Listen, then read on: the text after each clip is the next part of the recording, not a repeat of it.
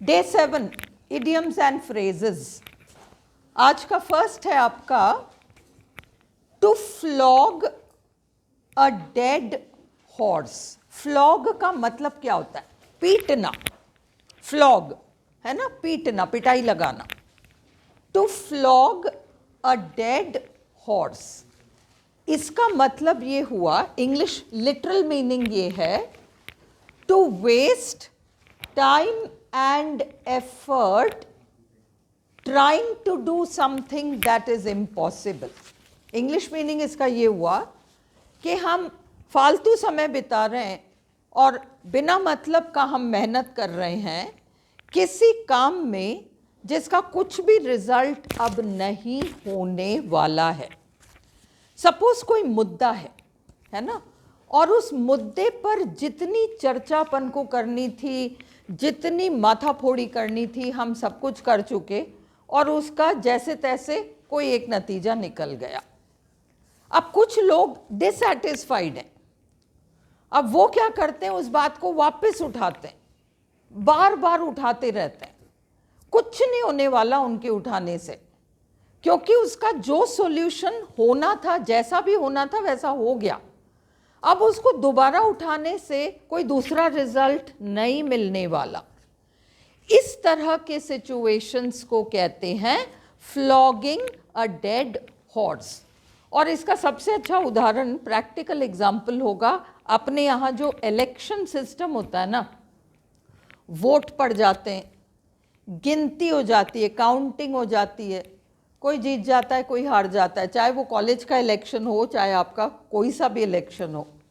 जो dissatisfied party है उसने खूब हंगामे मचा लिए, इंसिस्ट कर लिया भाई दोबारा ये कराओ, वो कराओ, सब हो गया। अब फुल एंड फाइनल एक रिजल्ट घोषित हो गया कि यही है। उसके बाद भी नहीं साहब, आप तो ना दोबारा रिकाउंटिंग कराओ, कुछ नहीं होने वाला। तुम बिना मतलब शोर मचा रहे हो और तुम्हारे इतने शोर मचाने से कुछ भी रिजल्ट नहीं बदलने वाला। जो अब फैसला होना था वो हो गया। उस तरह के सिचुएशंस को अपन कहते हैं to flog a dead horse. अब इंग्लिश मीनिंग तुमने देख लिया, हिंदी मीनिंग देख लो। जिस स्थिति में अब किसी तरह के परिवर्तन की संभावना ना हो, क्योंकि उसमें फुल एंड फाइनल डिसीजन हो गया, या कम से कम तुमने अपने आप को, तुमने सारी कोशिशें कर ली और तुमने एक तरीके से अपने आप को ये प्रूव कर लिया कि ये काम अब होने तो नहीं वाला, उसके बावजूद तुम लगे रहो, तो you are flogging a dead horse. उस पर समय और मेहनत बर्बाद करना, it is like flogging a dead horse. हम एग्जाम्पल में ये देखें, I don't mean to flog a dead horse. मेरा ये इरादा तो नहीं है कि मैं डेड हॉर्स को फ्लॉग करूं, but I still don't understand, परंतु मुझे अभी भी समझ में नहीं आ रहा कि ऐसा हुआ कैसे। हम हारे तो हारे कैसे, हमें समझ में नहीं आ रहा। उसी की बात करना, उसी में दिमाग लगाते रहना, ये है फ्लॉगिंग अ डेड हॉर्स। एक और एग्जाम्पल लो, the party is trying to ask for a recounting of votes. कोई भी पार्टी, चाहे वो स्टूडेंट्स में से स्टूडेंट्स पार्टी हो, चाहे वो कोई पॉलिटिकल पार्टी हो, the party is trying to ask for a recounting of votes. तो वो पार्टी मांग कर रही है कि दोबारा से काउंटिंग किया जाए। क्या कर रही है party actually? It is just flogging a dead horse.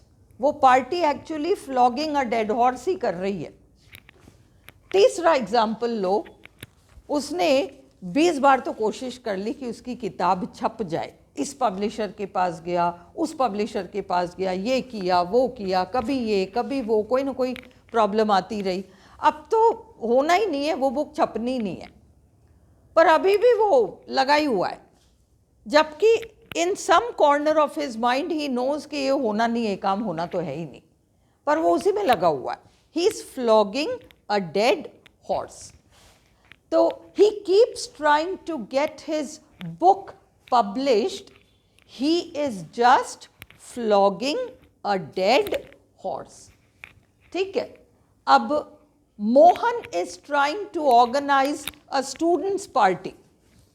कह रहा न्यू ईयर्स ईव पे अपन पार्टी करते हैं और स्टूडेंट्स पार्टी ऑर्गेनाइज करने की कोशिश कर रहा है. स्टूडेंट्स को कोई इंटरेस्ट ही नहीं है ना. उनके अपने अपने इंडिविजुअल प्लान्स हैं, वो नहीं ज्वाइन वाइन करना चाहते इस पार्टी में. और ये सारी मेहनत उसके लिए कर रहा है, सब कुछ है. He is doing everything. He is only flogging a dead horse. So Mohan is trying to organize a party for students. Nobody is interested. ये important है, किसी को interest नहीं है उसमें, पर फिर भी ये लगे हुए. Mohan is just flogging a dead horse. अब ये meaning clear हो गया, flogging a dead horse.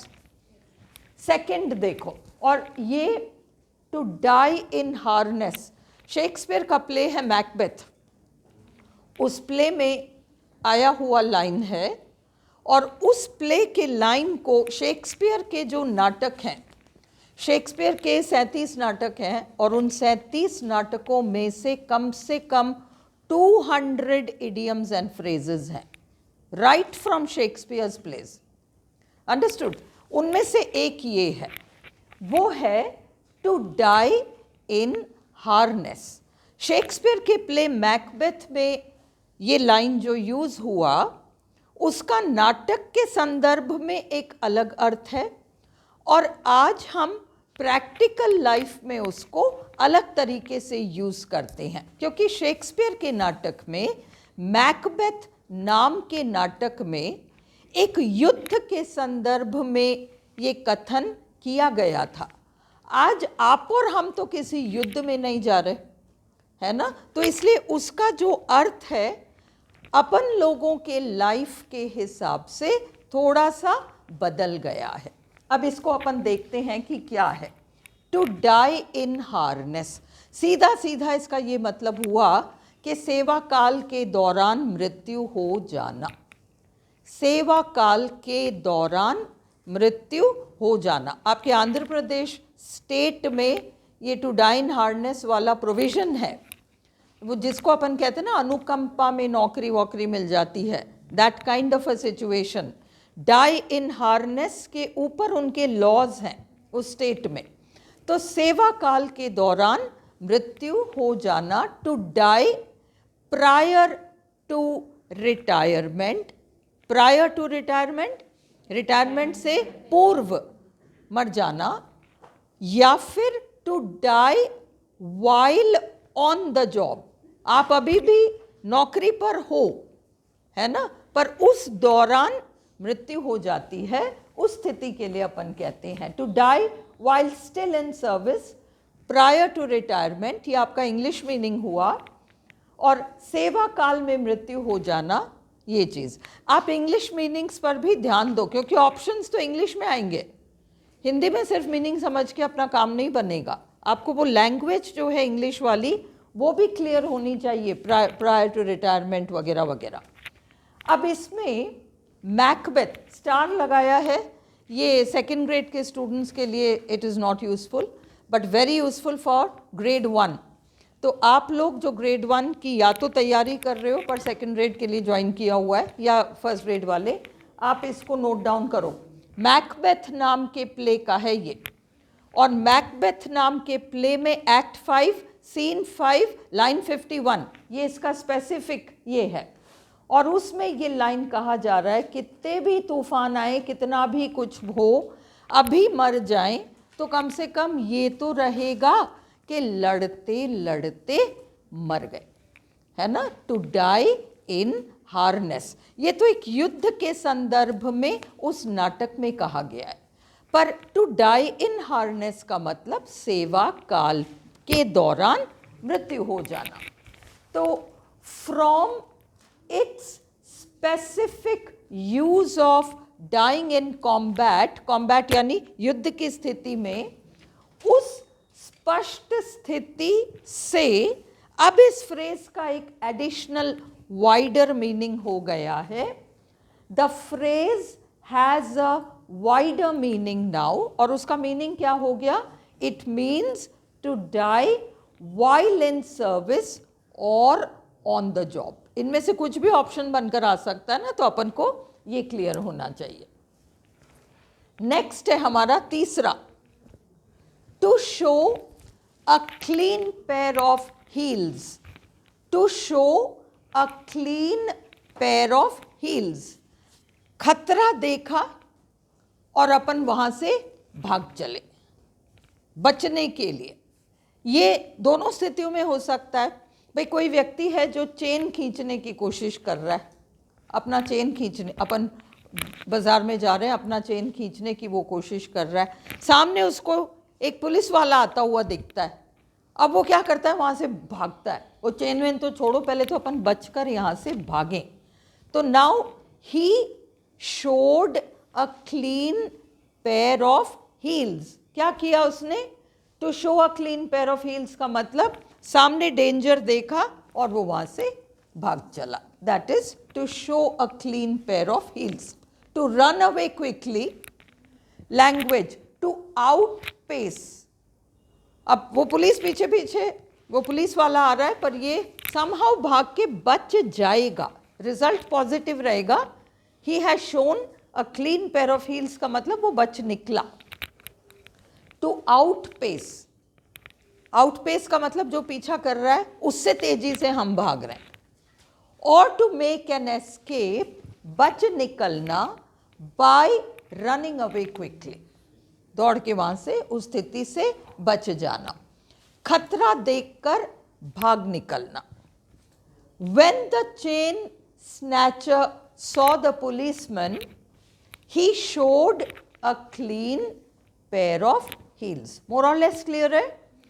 अब चौथा हमारा, to feather one's nest. देखो ये बना तो नेगेटिव सेंस में था। To feather one's nest, sense तो इसका नेगेटिव था, परंतु आजकल उसको जस्ट एक एडिशनल इनकम के सेंस में भी यूज किया जाता है, नॉट नेसेसरली नेगेटिव। पर हम उसका बेसिक मीनिंग जो है उस चीज को देखें। फेदर वंस नेस्ट, एक दफ्तर में एक क्लर्क है, उसको तनख्वाह मिलती है, हर एक तारीख को उसको तनख्वाह मिल जाती है, पर वो क्या करता है? थोड़ा एडिशनल पैसा बनाने की कोशिश करता है ऊपर से। तो वो क्या कर रहा है? He is trying to feather his nest. अपन ने अगर चिड़ियों को देखा हो जो अपना घोंसला बनाते हैं, पहले तो वो छोटी छोटी वो लकड़ियों के टुकड़ों को, ट्विग्स को लेके वे अपना घोंसला बनाते हैं, पर वो तो चुभती होंगी ना, है ना? फिर वो क्या करते हैं? पंख इकट्ठा करते हैं, फेदर्स, और उन पंख के अंदर उस घोंसले के अंदर एक लाइनिंग लगाते हैं पंख की। अब क्या हुआ? वो जो घोंसला है वो सॉफ्ट हो गया। सॉफ्ट हो गया ना, पहले तो वो रफ था, ट्विग्स का बना हुआ था, अब उसमें वो पंख की एक पूरी परत जम गई, तो अब वो ही घोंसला कंफर्टेबल हो गया। तो जो तनख्वाह मिल रही थी वो तो उस घोंसले की तरह थी जो कि रफ था, पर जब एडिशनल इधर उधर से कुछ किया तो अब आपने वो पंख लगा लिए, अब क्या हो गया? कंफर्टेबल हो गया। तो ये रिश्वत लेने वाले अक्सर ऐसा करते हैं, या घरों में बाइयाँ काम करती हैं, अब आप इधर उधर नोट छोड़ देते हो, कभी कुछ छोड़ देते हो, है ना? आपने खूब सारे साबुन या टूथपेस्ट पेस्ट या कुछ भी ला के इकट्ठा जमा किया हुआ है, और वो एक आध उसमें से कभी यूँ और कभी यूँ गायब हो जाता है। That what is she doing? She is trying to, she is getting a salary. आप उसको तनख्वाह दोगे निश्चित, पर वो तो वो सूखे घोंसले की तरह है, उसको तो फेदर करना है अपना नेस्ट, तो वो इधर उधर से जो एक्स्ट्रा बनाएगी ना, वो उसके लाइफ को थोड़ा कंफर्टेबल बना देगा। तो she is trying to feather her nest. Is it clear? तो to feather one's nest, to make additional money by unfair means, है ना? तो ये और भी कई एक्सटेंडेड इसके यूज हैं। हमेशा नेगेटिव हो ऐसी बात नहीं है। किसी भी तरह का व्यक्ति ये काम करता है, सोचता है भाई इससे मेरा पूरा नहीं हो पा रहा, तो मैं थोड़ा एक्स्ट्रा ये भी कर लूँ, वो भी कर लूँ. He is trying to feather his nest. तो ओरिजिनल मीनिंग नेगेटिव था. आज जो हम एक्सटेंडेड रूप में यूज करते हैं वो न्यूट्रल मीनिंग है. तो आप देखो दोनों, अगर उसमें ऑप्शंस नेगेटिव भी है एंड एक जनरल भी है तो go for the negative. Options बहुत क्लोज होते हैं आरपीएससी के, है ना. बट जनरली आज जैसा अपन यूज करते हैं उसको अपन एक जनरल यूज में, ना कि अनैतिक या जुर्म या इस तरीके का यूज नहीं है. जैसे डॉक्टर की सरकारी नौकरी प्लस प्राइवेट प्रैक्टिस, टीचर की सरकारी नौकरी प्लस प्राइवेट ट्यूशंस, ये सब they are trying to feather their nest. तो दिस इज, ये क्राइम की कैटेगरी में नहीं आता, पर कंफर्ट बढ़ाने के पर्पस से किया जाने वाला कार्य. तो अनैतिक तरीके से अतिरिक्त पैसा बनाना इसका बेस मीनिंग है, बट आपको ऑप्शंस देख के अकॉर्डिंगली आंसर करना पड़ेगा. एडिशनल इनकम ये वाला सेंस निकलेगा, है ना. तो the house maid tried to feather her nest by stealing household articles from people's homes. जिन लोगों के घर काम करती थी उसके यहाँ से वो, इसके यहाँ से वो, उसकी तो लाइफ कंफर्टेबल हो गई. नेक्स्ट है to doctor the accounts. To doctor the accounts. BA final का एक स्टोरी हुआ करता था, तुम सबने बीए फाइनल पढ़ रखा है. एंड अपर डिवीजन लव करके एक शॉर्ट स्टोरी थी बीए फाइनल में, है ना. उसके टेक्स्ट में वो सुंदर बाला एक हीरोइन होती है और एक हमारा वो नैरेटर है. वो क्या करता है, उसका काम है, उसको रोल, वो उसको एक्स्ट्रा का रोल मिला है उस फिल्म में. Do you remember that? Extra, है ना. तो वो उस फिल्म में काम कर रहा है और उसको उस सुंदर बाला का तो भक्त है वो. और उसको क्या है, उसको सुंदर बाला को आके एक पेड़ पे टेक लगा के बड़ा मोटा सा माला वाला पहन के वो खड़ी है और ये गुंडा है उसमें. इसको जाके उसका वो माला पकड़ के खींचना है और ये डर रहा है कि अरे, और वो बदले में थप्पड़ मारेगी इसको. तो ये क्या करता है जाके, और ये पहले डायरेक्टर से पूछता है कि अरे बहुत ज़ोर से तो नहीं मारेगी ना मुझे. वो कहता है नहीं नहीं चिंता मत करो, बिल्कुल हल्का, तुमको भी बस हल्का सा हाथ लगाना है, माला तुम्हारे हाथ में आ जाएगा. और वो भी हल्का सा थप्पड़ मारेगी, बस तुम गिर जाना, है ना. वो थप्पड़ जो मारेगी हल्का सा, उसमें तुम गिर जाना. वो खींचता खींचता खींचता, कुछ नहीं टूटता वो, और वो लगाती है एक जोर का थप्पड़ इसके. वो डायरेक्टर कहता है सुनो, ये नाराज है, वो अलग नाराज है, हीरोइन ये अलग नाराज है. और डायरेक्टर चिल्लाता है कि I asked somebody to doctor that necklace, why did you not do it. मैंने तो पहले ही कहा था to go and doctor that necklace.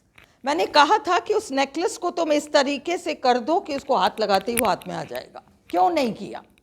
मतलब ओरिजिनल नेकलेस जैसा भी है, टाइट फिटिंग कैसा भी है, तुम्हें तो कहा था कि उसमें तुम्हें कुछ कलाकारी करनी है, वो कलाकारी क्यों नहीं की? That is doctoring something. अब जैसे कंपनीज हैं, है ना, ये लोग अपने बिजनेस वाले हैं, ये लोग क्या करते हैं कि अपने बिजनेस अकाउंट्स मेंटेन करते हैं. पर टैक्स वाले आएंगे, है ना, टैक्स के पर्पज से हमारे पास कागज तैयार होने चाहिए. तो अब वो क्या करेंगे, they will doctor their accounts. अगर उनको टैक्स में फंसना नहीं है तो उनको अकॉर्डिंगली लेजर्स में और बही खाते में हिसाब अपने हिसाब से शो करना पड़ेगा. That is called doctoring accounts. मतलब एक क्लेवरली आपने कुछ ऐसा किया जो कि ओरिजिनल से अलग है. ओरिजिनल में वो ऐसा था, अब आपने आपके एक स्पेसिफिक पर्पस से, आप फंसना नहीं चाहते, आप ज़्यादा टैक्स नहीं देना चाहते, आप ये नहीं करना चाहते, आप वो नहीं करना चाहते, इसलिए आप उसको डॉक्टर कर देते हो, मैनेज कर लेते हो. That is called doctoring accounts. To doctor the accounts, to make changes in account ledgers, बही खातों में चेंजेस कर देना फॉर अ स्पेसिफिक पर्पस. और आपका एक उद्देश्य है उसमें, बही खातों में किसी निश्चित उद्देश्य से परिवर्तन करना।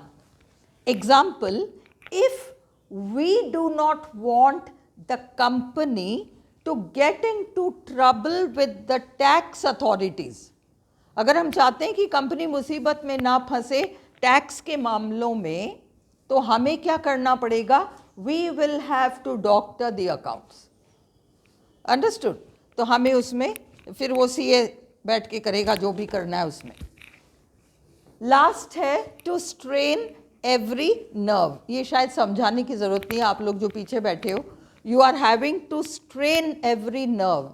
बहुत ज़्यादा मेहनत करनी पड़ रही है देखने को कि यहाँ क्या लिखा है, या हम कभी किसी हॉल में बैठे हैं जहाँ बहुत भीड़ है, हम पीछे हैं और वो बोलने वाला जो है स्टेज पर बोल रहा है और यहाँ लोग बातें कर रहे हैं, सब कुछ हो रहा है, और हमें we have to strain every nerve to hear what the speaker is saying.